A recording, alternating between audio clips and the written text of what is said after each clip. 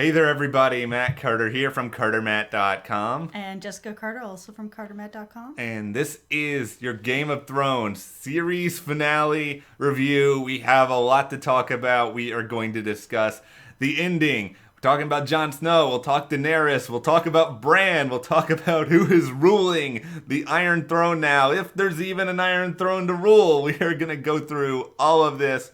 Obviously, as our little direwolf, Coco Chanel Vanderwolf, would tell you, there are massive, massive spoilers within this video, so... Especially with all the Emmys that Peter Dinklage is going to take home after this. That really didn't take long. No. To really throw that out there. Yeah, we got a lot of good stuff, but before we get going here, if you like this video, be sure to give us a like and subscribe to CarterMatt on YouTube. That way you don't miss anything else we're talking about here. We even have a video up already talking about what the future for Game of Thrones holds as a franchise. We'll link that below. Yeah, we'll link that below. All right, let's talk about this finale. I think the internet is burning like King's Landing at this very moment with a lot of hot fire takes.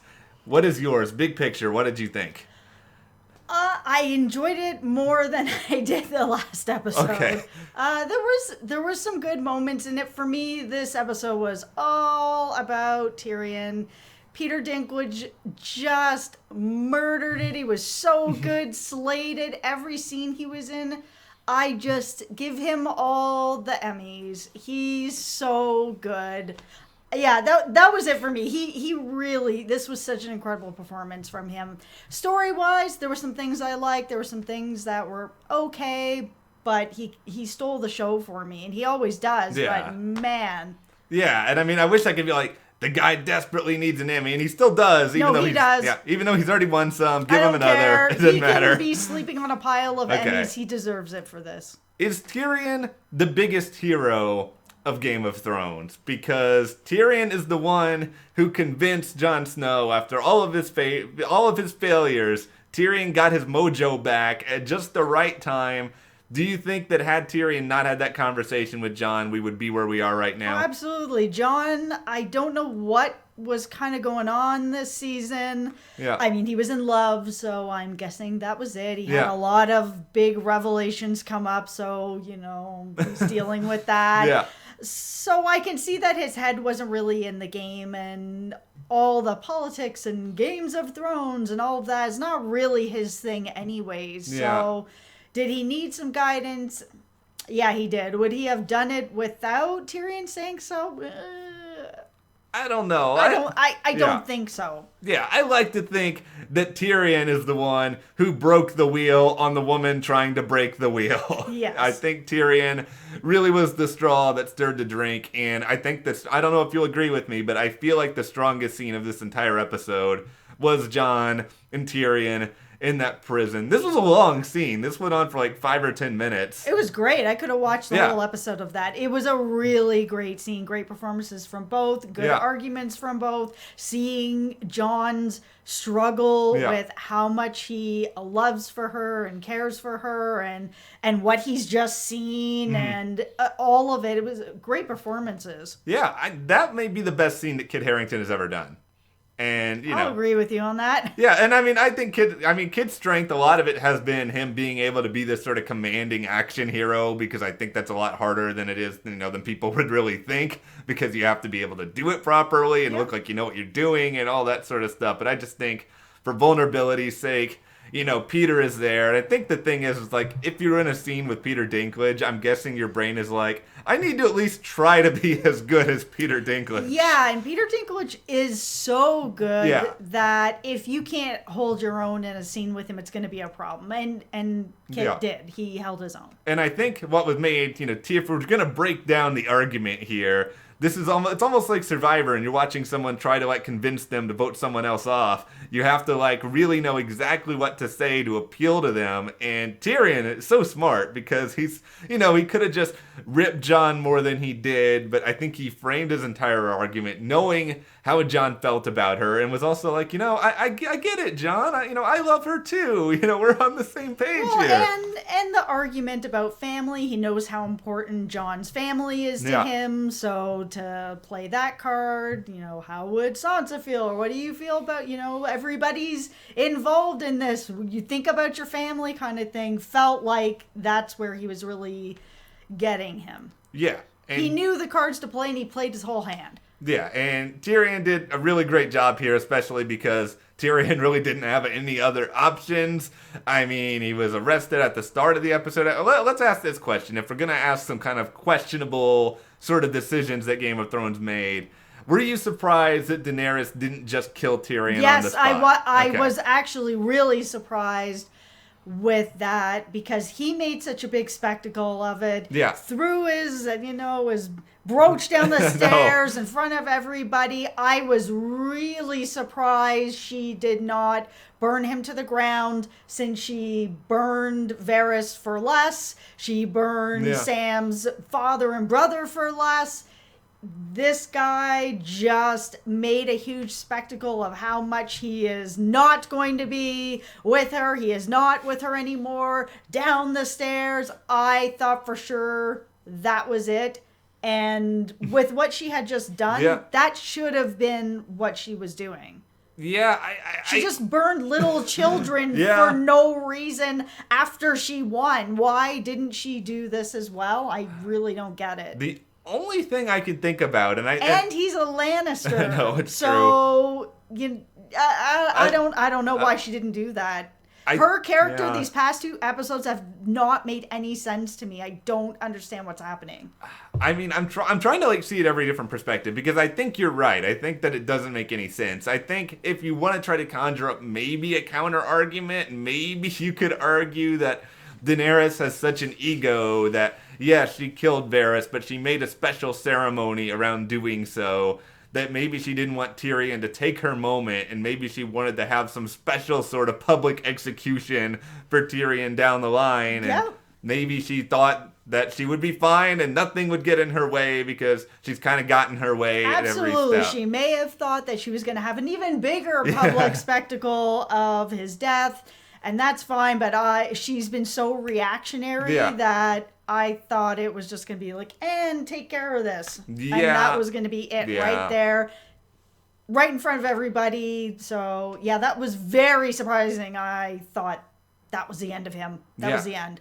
And, I mean, I think we saw through all of this also, though, Daenerys' weakness is, I think while Daenerys cares obviously about power first and foremost, I think she did still care on some level about Jon. And I think that was kind of her weakness and her undoing, because she did put herself in this position where she was like, okay, she could have said to someone, don't let Jon Snow in here. She could have done away with Jon Snow right away. Or she could have had any kind of security around her. She is the queen that just burned the city to the ground. And I understand that she trusts Jon, and that they are family, and that they are more than family, and all of that. But it was surprising that she didn't have anybody with her in that throne room. Yeah, I feel like you kind of need that. It's a really vulnerable moment for her. She has just done all this stuff. So where is anybody? Yeah. I don't know. It is a weird question. It is a weird situation that this show has found itself in. I feel like if this wasn't in the throne room, and maybe this was in her quarters or private quarters, something like that, I would have bought it a bit more. But her walking into the throne room with nobody, and Jon's allowed to go in with nobody. Well, give me your opinion on this scene. I'm going to collect the direwolf, because the direwolf looks like she's doing some mischief. But tell us what you think about this scene. Okay, it felt like this is where it was going. I mean, she was, after everything that happened and that talk, there was no way that I couldn't see Jon not doing something about it. Yeah, it all felt like that. Okay, this piece is going here, and now the dragon's going to show up, and I didn't think he was going to burn down the throne, but I kind of just felt like it was all going to just come together that way. Yeah, and I mean, the death of Daenerys, I think, we both obviously saw this coming. I think like 99% of the fandom saw this coming. Yeah. I think you had a really good take on what could happen to Daenerys before the finale. Yeah, before what I thought was going to come up, or what I actually wanted to see come up that would have been a kind of a nice full circle in a way, was to see Tyrion be the person that was going to kill her. That he would then become the Queen Slayer, like his brother had been the King Slayer, and did it for the right reasons, that this was a problem. Because Tyrion was so blinded by his loyalty, his love for her, his respect for her.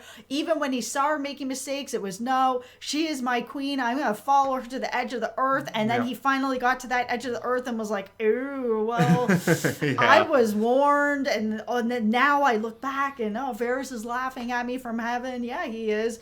So I thought that would have been such a powerful, powerful moment, even more than Jon realizing that he also was sort of in the same position. I felt like Tyrion was in that, at the equal level of same position, that it just would have been a really nice to see him have that sort of, okay, I made a mistake. I've helped her get to this point. Now all these people are dead. That opening scene where he's walking and seeing little children dead, like, I thought that was it for sure. When he went up and was like, I'm done with you, and threw it down the stairs, I expect him to pull out a knife and be like, that's it. It's over. I made a mistake and I am rectifying it. You guys can all come just collect me now. That's where I thought that was going. Yeah, I At least that's where I was hoping it was going. That would have been money. It would have been great. Like, that would have been really, really great. I don't have a huge problem with what they did, but I think that would have... I have no problem with what they did either, but for me, that would have been even more satisfying. Yeah, that would have been really awesome. I would have been on board with that. I mean, I'm reasonably on board with what they did, because Daenerys has a blind spot for Jon. Yep. Clearly, she didn't think this was coming. Instead of everything else, she kind of makes this appeal to him of, come help me while I basically, conquer the world under the guise of, I'm liberating everybody, but by really doing that, I'm just making them all, worship me instead. Yeah. And, there's just like, I don't want to say it's like madness in her eyes, but I think she is just one of these people who is so intent that what she is doing is right, that she doesn't see any other option. And I think Jon tries to get her to see another way, and I think in that moment, as she's talking, he realizes, nope, there is no other way. No, this is not happening. I just need to do it because I'm not going to get another chance. And then it's just one little stab. That's it. And that's it. Yeah, goodbye, Daenerys. And I thought Drogon was going to kill Jon right here and there. Yeah, I was actually a little surprised that didn't happen. That was another moment that I thought this is gonna happen, and this should happen. There is no reason for this dragon not to kill him. He just killed his mom, the dragon is feeling it. He's lost his other dragons. Like, yeah. I don't know why he didn't. I get that Jon is Targaryen and all that, great stuff, but why? Maybe Drogon as a code. Maybe Drogon is like Dexter Morgan, and Drogon... his code is if you kill my mother, then I'm just gonna let you go. I'll burn this chair over here, and then I'm gonna leave and see you later. Apparently, Drogon's code is, I will kill anyone other than a Targaryen who kills my mother. That person is okay. I'm just gonna burn the throne instead, and then just leave. Yeah, I was a little surprised by that, but whatever, it happened. But I don't hate it. Yeah. I don't hate it. I'm not mad about it. No, I'm not mad about it, but I did spend at least like 30 minutes in this episode being like, okay, when's Drogon gonna show up and just like burn everyone alive again? Yeah. Like, I did kind of think that was happening for a good while, but speaking of missing animals in Game of Thrones, we'll talk about Ghost being back a little bit later. Yeah, people were real turned up about that. Yeah. And, so Ghost fandom is very alive, people. All right, So all of this happens. We finally get to the point that everyone has been waiting for all series. Who is going to be on the Iron Throne at the end of all of it? Is it gonna be Jon? Is it gonna be Sansa? Is it gonna be my boy Davos Seaworth? Is this his moment to shine? For like a split second, I kind of thought it could be happening, but no. Like FF7? Yeah, this is like the Final Fantasy VII remake for me. I've been so delusional in thinking it's gonna happen forever, but instead, Bran is the ruler of Game of Thrones. It kind of makes sense with the argument that Tyrion made about it, but I mean, at the same time, did you ever think we were ending with Bran on the throne? I didn't think we wouldn't. I mean, they did say that it was going to be this bittersweet, someone who didn't want to be on the throne. And there's a lot of people that were saying that council that all would have wanted to be on the throne. I didn't think that it wouldn't be him. Yeah, I mean, I think he's a good choice. He's a fine choice. I'm not mad about it. It's again that idea. Like, I've never been the biggest Bran fan, so I'm like, yeah, Bran. No. Yeah. I don't hate him. I don't love him. Is he going to be a good ruler? Yeah. He's got a interesting council that I think will do a decent job, except, Yeah, I think it's a political thing here. It's everything is a compromise. As Michael Scott once said, win, win, win. No, I'm not going down the Michael Scott road. No, so actually, no, what I think it is that I was kind of just thinking through the options as they were selling them to us. If Tyrion's on the throne, all of the Unsullied are mad. All of Daenerys' people are mad. Well, and then we've basically had a Lannister on the throne the whole time, except for the moment we had Daenerys on there, because it started with Robert Baratheon, but a Lannister was his woman. Then it was, Joffrey. Yeah. Then it was Tommen. Then it was Cersei. Then it's going to be Tyrion. It's a whole series. We've gone on this journey for more Lannisters to end up on the throne. Yeah. As much as I love Tyrion, I was glad that we didn't start exactly where we ended with another Lannister on the throne. It needed to be changed up. Yeah, and I think once you started to run through the other possibilities, okay, Jon just killed Daenerys. He wasn't going to be on the throne for that. No, they were never going to put him on the throne for that. Too much conflict would come out of it. These people wanted peace. I think even Sansa, to a certain extent, I don't know exactly how the Unsullied would feel about Sansa because she never really bent the knee. They weren't really all that thrilled about her. And I don't know that Sansa really wanted, world domination anyway. She seemed to just... She's stood strong. She wanted the North to be free. She wants to be ruling up there in the North, and she's got what she wanted. She manipulated that situation really well. I want to spend 2 minutes on Tobias Menzies now, because Tobias Menzies has not been on Game of Thrones in like 2 billion years. I want to know what this conversation is like, where he's just busy being Prince Philip somewhere, shooting the crown, and they're like calling him and like, hey, can you come over for like 15 minutes and do like one speech? Well, he's not going to say no. I mean, it's Game of Thrones, but at the same time to have him, he's on The Crown, he's on Outlander, he's on all these really amazing shows doing all this amazing stuff on The Terror, like to not have him come, I was really happy to see him come back. Yeah, I love me some Edmure Tully, don't get me wrong. It was just like, oh yeah, he's on the show, I totally forgot. Yep. And he gave his whole speech about... Can you imagine if Edmure Tully ended up being on the throne at the end of Game of Thrones? I feel like that would have been the end of the fandom. Everyone would just be like, and I'm done. The winner of this episode was Edmure Tully because everyone remembered he was on the show. The clear loser here is Gendry, who everyone spent like years thinking was going to end up on the throne. Gendry had 0 face time in the entire series finale. Yeah. Yeah, not a good look for Gendry. In the end, it is Bran who ends up being the ruler. Yeah, I'm not mad about it. Yeah, Bran knows a lot of stuff. He seems like he's going to delegate well. He's a good person to kind of be in charge. It turns out Tyrion's punishment. I thought this was just funny to me. He has to do the job that he hates. Yeah, and it's a good punishment. Yeah, and he's going to be good at it. He will be good at it. Even just that moment where he was walking around setting all the chairs up. And I was just like, okay, this is, he actually really cares about this job. Yeah, he does. In this position. It means something to him, whether he wants it, he doesn't want it, he thinks he just messed it up with Daenerys, and he did, that he wants to not mess it up again.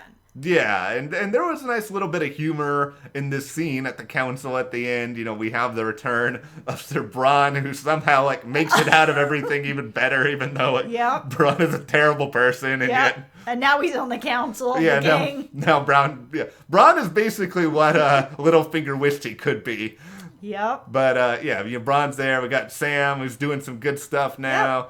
Davos, look at my guy. Look at Davos at the end of this. He's just, he didn't even know if he was a lord. He didn't know what he was doing. Maybe Final Fantasy VII will come out this year. Okay, don't say that. Possible. Anything is If possible. Davos can do it, anyone can. Okay, yes, Davos is there. We have this little scene of Brienne, where Brienne makes sure that the history of Jaime Lannister... I love that. Yeah, was well documented. That was so great. That was so great. It was... Yes, he did go back and make that decision to... Yeah. Her spin, protect the queen. It was really nice to have his history put out of all the good stuff that he did, since he seemed in his heart to feel that he was never really worthy of doing these good things or having that good feeling. He just would never let himself really truly be happy. He felt he kind of deserved this, and now it's the history of all the good stuff he did is out there. I loved that moment. Yeah, it was great, and Gwendolyn was so great. She didn't really say anything, just like her face. The way that she used all of it I was all in on that scene. I love that for him. I love that for her. It was, perfect ending. I think, she can stay in King's Landing, do some cool stuff, continue to protect the Starks. So she's getting to do some cool stuff. Now, who's not getting to do some cool stuff, or they're getting to do some cool stuff, as in they're going to be pretty cool for a really long time, is Jon Snow really gets hosed in all of this. He kills Daenerys. He effectively saves everyone.